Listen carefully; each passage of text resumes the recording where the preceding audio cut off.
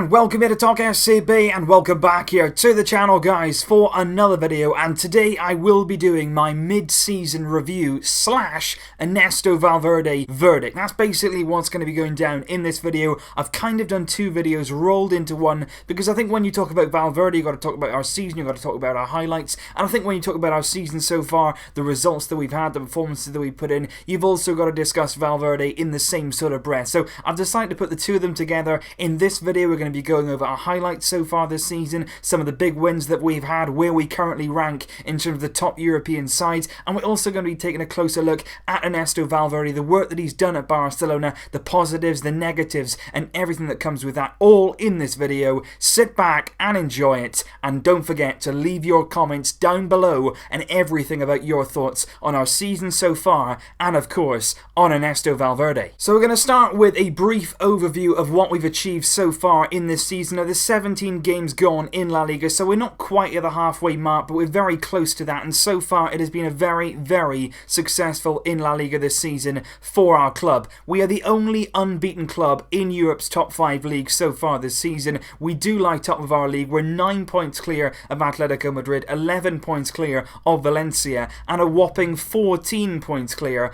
of Real Madrid. We have 14 wins in 17 games so far this season, with 3 draws, 0 losses, of course. We've scored 45 goals in those 17 games, with just 7 goals conceded in the league so far. That averages around 2.64 goals per game, and just 0.4 goals conceded per game, which is an unbelievable record so far in our league season. In the Champions League, we comfortably topped our group with 14 points, 3 clear of Juventus, who came in second. We won 4 of our 6 Champions League games, drawing 2 of them and losing none of them. 9 goals scored so far in our Champions League campaign, with just the 1 goal conceded. And of course, in February and March, we will face Chelsea in the last 16 stage, and we will be tested in the knockout stages of the Champions League. In the Copa del Rey, we've only had 1 tie so far against Real Murcia. We comfortably beat them 8-0 on aggregate in the round of 32, and we will play now in the coming few days, at the very start of January, Celta Vigo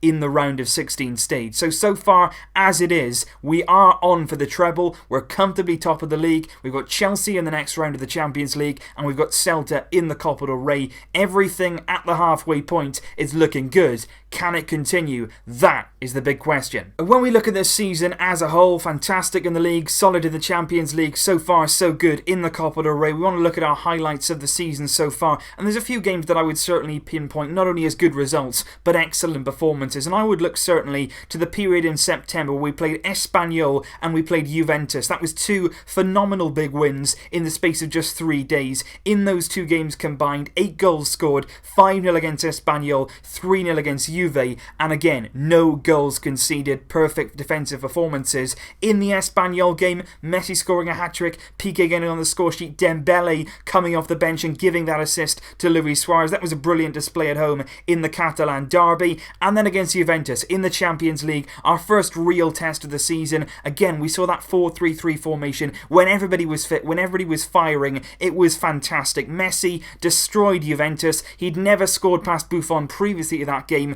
but in that game he absolutely undid Juventus' defence, destroyed Gianluigi Buffon with 2 fantastic goals, Rakitic getting the other one. In September then, again 19th of September, we beat Eibar by 6-1 at the Camp Nou. Again, Lionel Messi in mesmeric form, scoring 4 goals in that one. And the other fantastic performance that I would look to is very, very recent, and you all know where I'm going with this. Real Madrid 0, Barcelona 3 at the Santiago Bernabeu. Suarez with the first, Messi with a penalty kick, and Alex Vidal at the death. A stunning second half performance, really put Zidane's team to the sword as we extended our lead in La Liga and put down a real marker away from home at the Bernabeu. And in terms of results, you know, single-handed results, not always looking at performance, but just the result and how it gave us that big boost in the league. I would certainly look to the end of October. We face Athletic Club away from home. Never an easy game to go to San Mamés and get a result. We did that. It was a very distinct performance. It wasn't a fantastic display of football, but we went there, we got the job done, we put out our stall. Valverde set us up to win, and that's exactly what we did. Messi and Paulinho with a goal at the death, and then at the start of December, a very similar situation away at Villarreal, a very difficult place to go once again. It wasn't a show-stopping performance, but we got the job done after they had their red card, we really turned the screw and won the game 2-0. Messi and Suarez on the score sheet that day. So those are just some performances that I think were very good. There was some big results there. We've been unlucky as well. Obviously that 1-0 draw away at Valencia, that was really unlucky. We should have won that game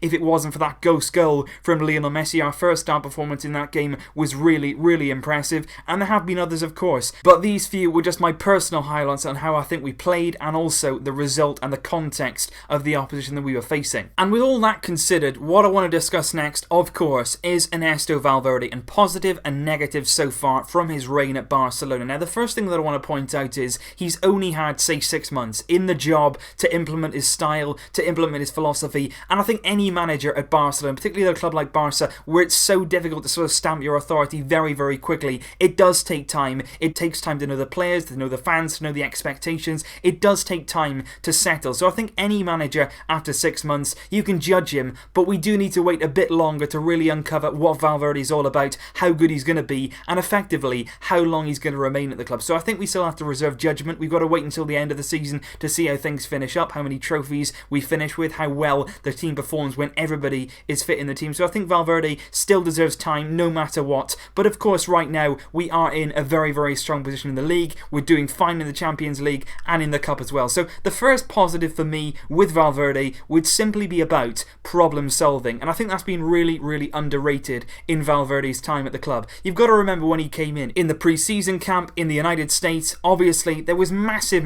drama with Neymar. As soon as he come into the club, you've got a massive problem. One of your star players wants to leave, actively wants to go and play for PSG, and you've got a problem there. You've got to deal with that. We couldn't replace him straight away. There was a big saga hanging over the transfer. In the end, Neymar left, and Valverde had to plug that hole and do it very quickly in pre-season. Then you've got all the problems with the presidency. Obviously, Bartomeu, not the most popular man ever right now. You've got the vote of no confidence which is going on, which was a distraction. There's been a lot of issues in Catalonia over the last few months. There's a lot of things going on there. Again, could be a very big distraction, but Valverde has risen above all that. He's kept his work at the forefront of his mind, and he's kept determined on what he wants to do. And then of course the season starts, you set out your stall, he's got his formation, he's got his philosophy, and suddenly the star signing that we brought in to replace Neymar, Ousmane Dembele, gets injured for several months. He didn't see that coming, he could not have planned for that, and I think he's done really, really well to adapt on that, and that is one of my next points. But as well, he's had to deal with the likes of Umtiti getting injured, Mascherano injured at the same time. We've had big problems at centre-back, and I think he's just done really, really well to sort of keep things ticking over, keep the ship afloat, just steady everything out, and that's the kind of character that Valverde is. I think that's really shone through at a club like Barca. We don't always at times need ultra motivation, we don't always need at times phenomenal tactic minds. We just need somebody who's going to come in,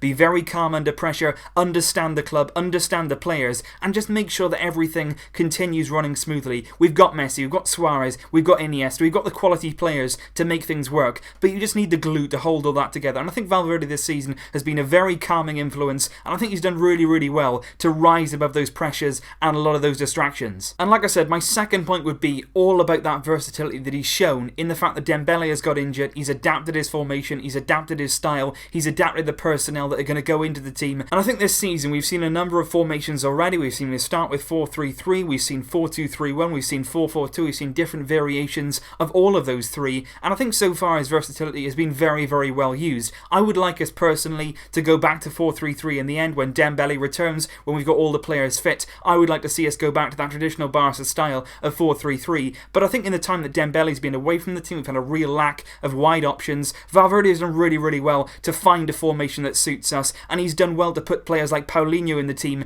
to make sure that we get the best out of his attacking threat, and maybe then sacrificing a winger. We've gone 4-4-2, we've pushed Paulinho higher, we've put him closer to the box, his link-up play with Messi has been good, and we've gone with that, rather than giving the likes of Vidal, Deulofeu more and more chances when they weren't doing an awful lot. So I think Valverde deserves a lot of credit for his versatility, the way that he's changed things, the way that he hasn't been afraid to do that, and in the main, it has worked. Another positive point for me would be our defence. You can't get away from the stats. We conceded the least amount of goals in Europe's top 5 leagues this season, and in terms of conceding goals, we just haven't done it. It's been absolutely brilliant in terms of the amount of goals that we've conceded. We've been rock solid at the back this season. I think a lot of it, to be honest, is down to Ter Stegen. I think he's had an absolutely unbelievable season between the goalposts, but at the same time, you do have to give Valverde some credit. He does organise us well defensively, and we have seen some definite improvement in the defensive area of our game. So in terms of our defence, defence. There have been good movements made. We can continue to build on that and not rely too much on Ter Stegen, because obviously you can't expect him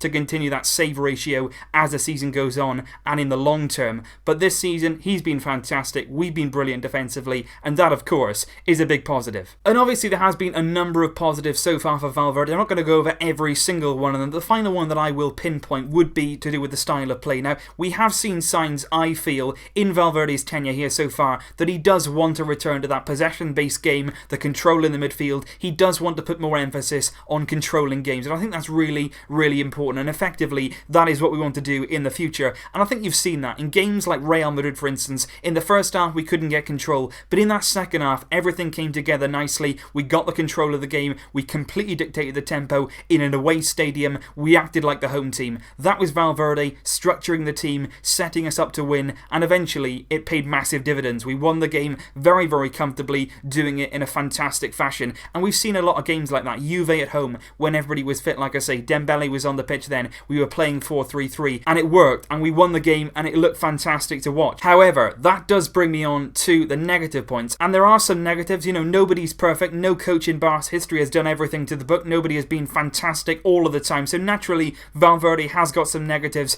to his name so far. And obviously I mentioned about the style of play, the fact that we do want to control games as much as we possibly can. But unfortunately this season so far, because not everybody has been available all of the time, sometimes that emphasis on the control, on the possession, it has made the games slightly boring. And I think a lot of you are with me on that. There was a period in the season, particularly the games against Olympiacos, there was games against Sporting Lisbon, there was games in those kind of period that were not good to watch. We were not good to watch during that time, simply because maybe it was the fact that Valverde didn't have the tools to get the job done. But I think obviously he wants to play possession football, but when he doesn't have all the players available to him, when he doesn't always have that width with Dembele, that pace with Dembele, there are obviously some players in the midfield area that he would like to have in the team, maybe more of a controlling type midfielder that we're trying to sign, maybe a bit more of attacking influence, maybe the likes of Coutinho could come in and help us with that. But obviously in this insistence to play in this possession-based game, at times it's going to be boring, because sometimes in that team throughout the season we haven't had that purpose, we haven't had that passing with a purpose, and that's really, really important. And I just want to see, as the season continues, will Valverde get the players that he needs? Will he be able to put it all together and make us consistently good to watch? We've had some fantastic moments this season, but we've also had some moments where it hasn't quite been so good and it has been a bit boring. Can we get that consistency when everybody is fit and on the pitch? The second negative for me would be all about youth. Now, I've said about this quite a few times so far this season, and I know a lot of you guys agree with me on this one. We haven't really seen so far this season a lot of faith put in the younger players. In the Copa del Rey, we've seen youth used, but apart from that, it's been very much few and far between. We've had a number of chances this season to use the likes of Jose Arnaiz, somebody who could have given us something a bit different in the wider areas. We haven't really seen that. We haven't really seen Valverde take that risk so far. We could have seen more of Oriol Busquets. We don't really have a natural replacement for Sergio Busquets in the squad. We could have seen more of him in that holding role, and of course we could have seen more of Carlos Alenia, a very bright young player coming through the system, a very good attacking midfielder who could certainly give us a lot in that midfield, as we saw in the pre-season and Copa matches. So I just think as the season goes on, as his tenure continues, we want to see more youth players used